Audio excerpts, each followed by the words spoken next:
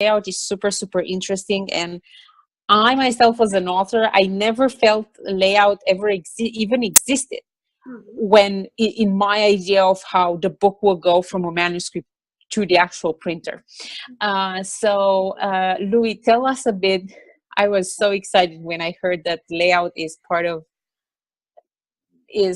part of this whole process, and that I would be asked about how that would go. So tell us, first of all, what is a book layout? Mhm. So the layout part of the process is when a graphic designer, so now you're working with a graphic designer, how the Mm-hmm. graphic designer visually arranges the content of your book.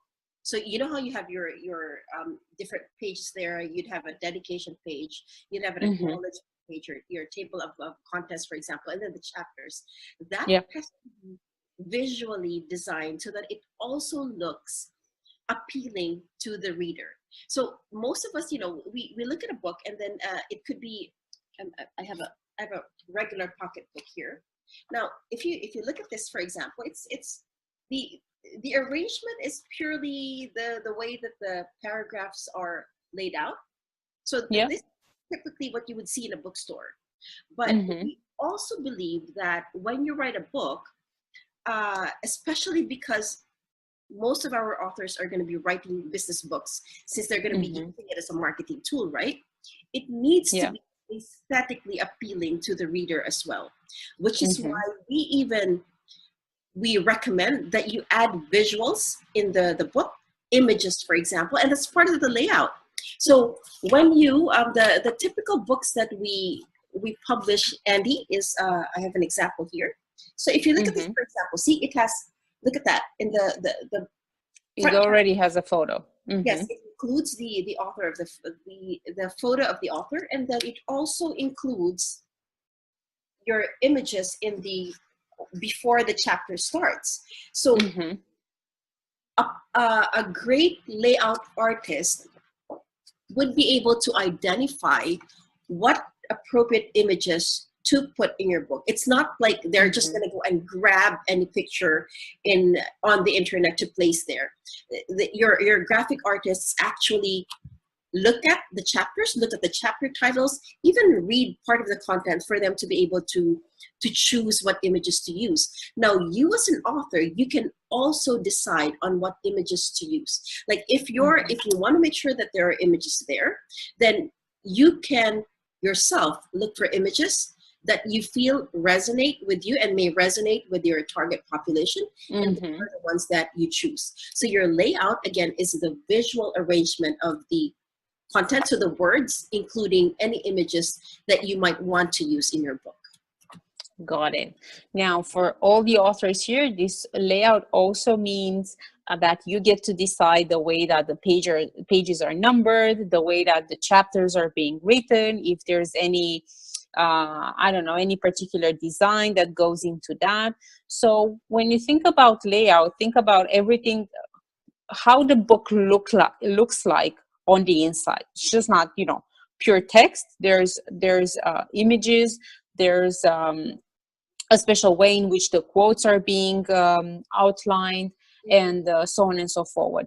And especially for the authors of business books, the ones who will use a book as a marketing tool, just like Louis said, think about this. When you're introducing yourself as the author of the book called so and so, or when you gift your book to somebody, that somebody will immediately open it and just browse through it a little bit, right? So you want to make a good designer will make it super appealing for them when they just do like this, and it browses through it, and they'll be able to see images, they'll be able to see standout quotes. They'll be even impressed with simply the layout of the book. So number one, they're super impressed because they're meeting an author. That's very, very important. And number two, they're also impressed with the quality of your book. So this is also something you need to have in mind. There is a question that came up, Louis, because we spoke about images, and that question was, does the price go up when images are added? Now, I'm thinking this is a question about price can go up in two ways, right? It depends on what you're talking about when you say price. Yes, you have to pay for the images that get in the book. So this means Yes. even a temporary Shutterstock or iStock or any sort of stock images supplier.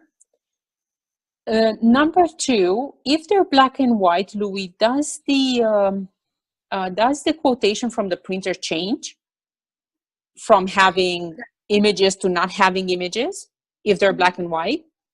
Yes, it does, because the when you print, so our books, they're called picture books because we put the images there. While you have Yeah. books that are purely text. Now, when you print a book that is purely text, that's going to be more affordable than a picture book. So yes, the images does have the price. Now, you know, your images, the way that we make our books more appealing is we make sure that the images are properly spaced out in the book.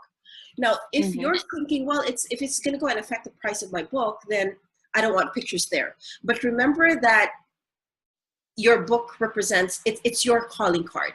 You want to make sure that it's visually appealing. So if you don't want pictures on every chapter, for example, you can remove them so you can minimize the number of images that you would go and add there. But I would definitely recommend making sure that there are images there, because that just makes it more appealing, more eye-catching than other books. Yeah, absolutely. And this is why we're using it. This book will generate new clients for you, and those new clients, for sure, they will make up and then some for the amount that you pay to get those images included. So I would guess, Louis, by the way you were explaining this, that price for printing does go up proportionally with the number of, not only that images exist, but also with the number.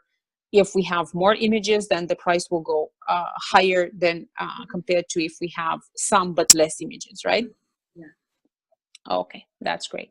Well, guys, do keep in mind, and we'll talk more about this in printing, that if you get a larger number of books, then the variation of the price won't be that much, and you can actually get your books for quite of an affordable price. Again, if you do it in bulk, and we'll talk more about it in the printing questions. So Louis, now I'm understanding that this layout thing, this is not optional. Like, somebody has to do it. If my book gets to print, it's not optional for me to get a designer to do the layout, and it's a graphic designer who does it, right? Yeah. Okay, so what are the top 3 things that an author needs to address in an interview with a graphic designer? So I'm guessing that the same process that we use to find an editor is the one we use to find a graphic designer to do the layout for the book. What are the top 3 things that we should be looking at or asking or having in mind when we talk to a graphic designer? Well, it's the same thing as like you said, it's the same thing as with the with the editor. You ask them about you interview them. You ask them about their experience, how long they've been designing layouts, for example, and then you can ask portfolio. They'd be happy to send you one or show you one. Most of them, when they have websites, you'd actually see the samples of the books that they made. So whether it's a book cover that you want to see, or it's the book, the interior of the book itself, they'd have samples. Yeah. Another good place to check, Andy, is I'm going to share this with everybody who's here. They can go to 99designs.com, and then there are several beautiful layout designers that you can find there, and then they're, you know, they give you can see the kind of books that they've already designed. Pricing is also displayed there. You can have a conversation with them to assess them a little bit more, or you can run a contest in 99 Designs. Now we're not going to go and spend time discussing how they do that, but it's one of the, I'd say that it's a gem. It's a good place to look for designers. And you also see from their profiles how much work they've done and how experienced Mm-hmm. they are. So it's a good place Mm-hmm. to look for a layout designer. Awesome. So layout designers hang out in 99designs.com. And I do agree, guys, it's a great place to go and fish for them or look for them and to get them on an interview or just to get a contest going for your book. And what's nice about 99 Designs is you yourself establish the price. So you can say, this is the budget I have. It's, I don't know, $500 or $1,000 or 2,000 or whatever. And based on that budget, then they will be able to, it's going to go on a contest, and the designers um, who design at that in that price point will go ahead and battle for your attention. Yeah. So for the ones who didn't get it, it's 99designs.com. So 99designs plural.com, and Shirley here will help me and we'll put this in the chat area. And it's not a design company, it's a website, it's a pool of designers.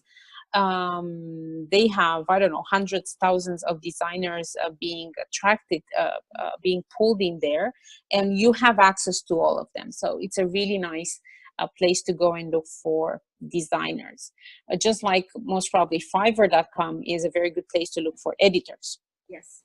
There, you can also find some designers on Fiverr, but I would Mm-hmm. recommend 99 Designs for Better. Yeah, it's a better place to look. Mm-hmm. For designers. That's great. And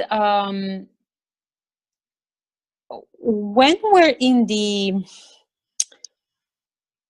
so say the designer has given us the layout back, right?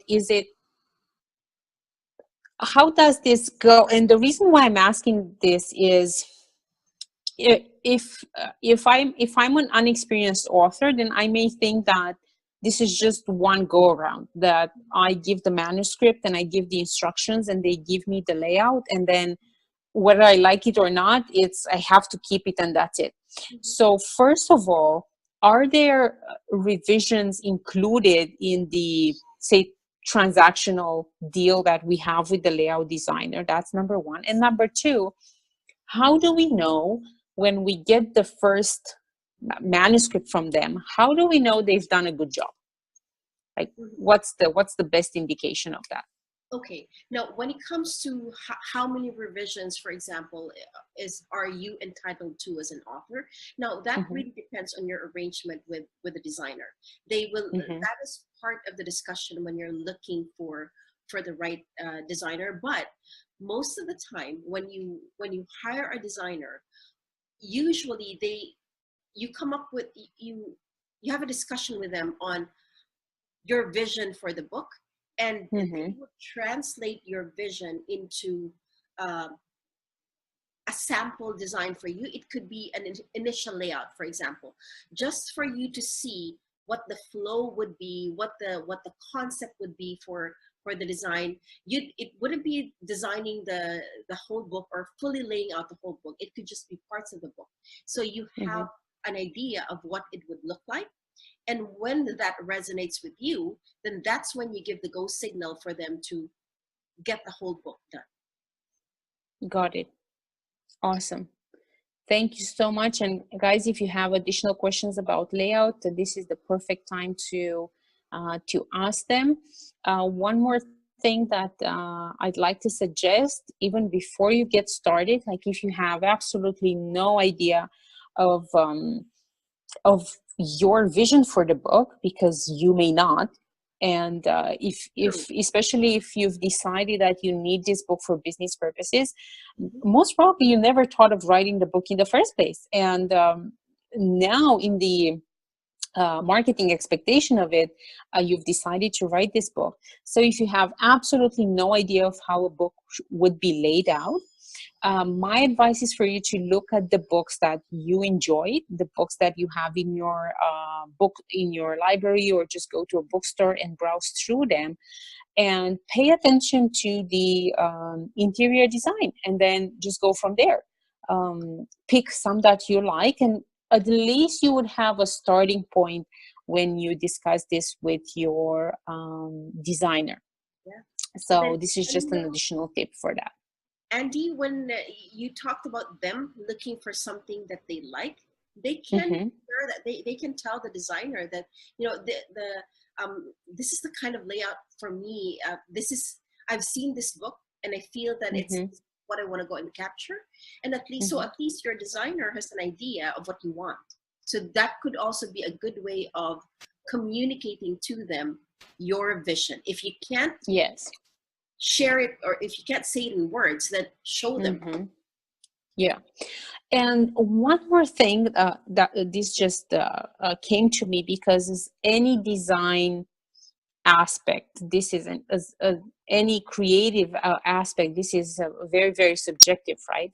So would a designer just go and do the whole book, or would he give you like a sample chapter that you would approve before they would move forward and work with the whole thing? You know, that is standard practice. They have to be able to show you a sample first. So it's just an initial layout. It's not the full book. It's probably the initial, let's say your dedication acknowledgement page, table of contents, and then probably chapters 1 and 2. It could even be just chapter 1, but it shows you how the feel of the book would be when it comes to the design, the concept. You can see it, and then when you approve that, that's when you go and proceed to the full layout. Got it. So this is really valuable information, guys. If you don't accept anything else, and so you should be approving a layout sample of your own book, not of somebody else's book, of your own book. Just have them do this sample. If they're not offering it already, that's a sign you may be dealing with an unexperienced designer. And that's it. So keep this in mind. And I already feel that you're better prepared to handle this journey already. Now, I'm constantly looking at the chat area. It looks like, Louis, this layout side of things got really, really clear for everybody, which is great.